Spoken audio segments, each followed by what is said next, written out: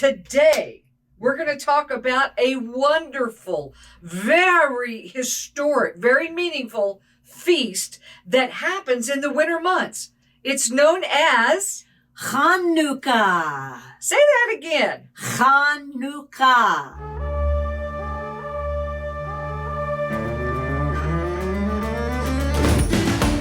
Oh, that's a big word. Hanukkah is the word in Hebrew for dedication. So this feast is known as the Feast of Dedication. It's also known as the Feast of Lights. And it is a wonderful, meaningful time in winter. Now, most Jewish people recognize and celebrate this feast. But it's not just for the Jewish people. It's for all of us who know the Lord and call upon him. And all this month, we're going to be sharing different aspects of the Feast of Hanukkah. So let's start at the beginning. Well, kind of the beginning, at least, of how the story of Hanukkah came about. And so in the years of 356 to 323 BC, just yesterday, there was a Macedonian king known as Alexander the Great. Alexander the Great was the greatest warlord or leader of war that the world has ever known. As a matter of fact, in his short lifespan, just over 30-something years, he conquered the known world. Amazing. And he was young and he was brilliant. And his whole goal was to Hellenize or bring the world into the Greek culture. The Greek culture meaning whatever language in the nation that he conquered, he wanted to eradicate their uniqueness, their individuality, their culture, and to make sure that the whole world was Greek. Greek in culture, Greek in language, Greek in dress, and to unify the whole world. And so each country began to lose its personal identity. He was trying to form the one new world order. That's what he called it in ancient Greek language. And so if the country spoke Hebrew, he made an edict that was not allowed, penalty of death, so that you would begin to speak the language of Greek. Now, Greek carries with it its own understandings, as each language does. And Greek mythology was the religion of the Greeks. And Alexander wanted everyone to think the same, speak the same, dress the same, and act the same. In other words, he wanted the world to emulate him. When anybody tries to get you to do that, let's just say that's not a good thing. Right. It's not a good thing.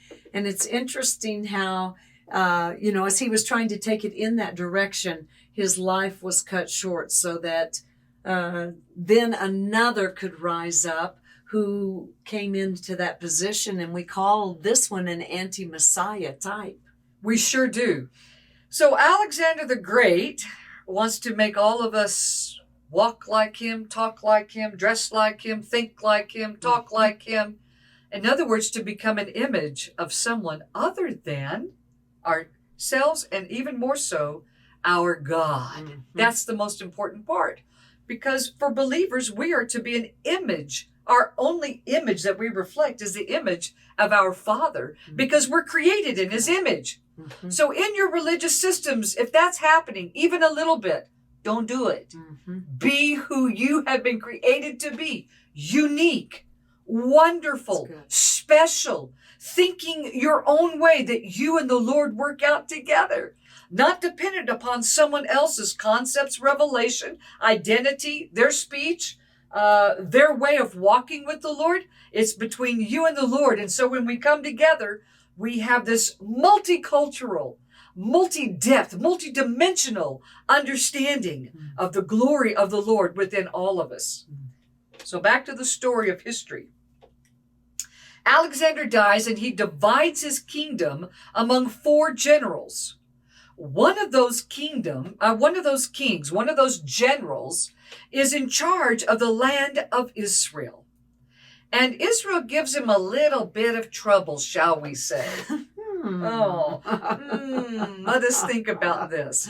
Israel takes a long time to conform, but after several hundred years, they are very Hellenized, and the king or the ruler of that land, one of the 4 generals, then takes over the land of Israel. And because Israel has pushed back and fought against it, and some have quickly Hellenized to become more modern or more Greek in their understanding, because after all, it's a whole new world and it's more exciting and it's wonderful and meaningful, except you can't really serve Yahweh how he designed it to be according to the Tanakh, or what's known as the Old Testament in Old Testament days. Right. And so there arises this conflict in the land with those who say, I'm going to stay true to the one true God. I'm going to read his word. I'm going to keep the commandments, the 10 commandments. I'm going to be who I've been made to be. I'm not going to convert to be someone that I'm not. I'm not going to become someone that I'm not. I was created to be this person. I'm speaking as a first century person. And so it got this percentage of those who felt this way, to stay true to who they were and true to the one true God. That percentage through this time span from 323 up until 167 AD got smaller and smaller and smaller, and more pressure from Antiochus Epiphanes, who then showed up just a little bit before 167 AD, began to put pressure, a lot of pressure on Israel, particularly the remaining priesthood, who said, no, we're going to stand true no matter what. A big percentage of the priesthood dropped everything and said, if you won't kill us, we'll do whatever you say. But there was a little group of people who said, no matter what, just like those 3 Hebrew children in the fire, right? That they're not going to give in.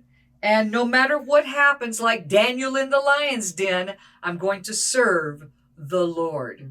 Oh, these are our heroes in history. And this was a magnificent time. So during this time, these leaders, in between this transition period from the death of Alexander the Great up until what's called the Maccabean Revolt, up until this time, you have to understand there's a lot of pressure. Things would be really tough in Israel when the commanders would send their armies in, and they would put pressure on the people. Lots of people lost their life. They began to put pressure on the priesthood to change to a more pagan, Hellenized Greek form of worship. Some priests refused and they were killed on the spot, because when the people saw that happening, they're like, oh my God, if we lose our life, what's it going to be? Let's preserve our life and just give in. Very true. And so everybody had a decision to make. How am I going to manage this? How am I going to be who I am and yet protect my family? Well, they figured it out. And when we get together next week, we're going to pick up that story around the year of 167 to 169 BC, or I should say 169 to 167 BC, and talk about this family of priests named the Maccabees. We love them. We bless them. I think you're going to find it exciting and thrilling.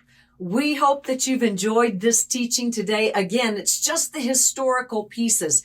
And a lot of this you can find if you just Google about it, but it's also found in biblical accounts in the book of Daniel, when it talks about there arises this goat, and this goat, divides into the 4 horns, and one little horn arises up out of that. And so you can find this as a biblical account. So there is some significant meaning for it. It is a pattern. It is a type. So if you've enjoyed this, again, we hope you'll give us a thumbs up. We look forward to seeing you next week.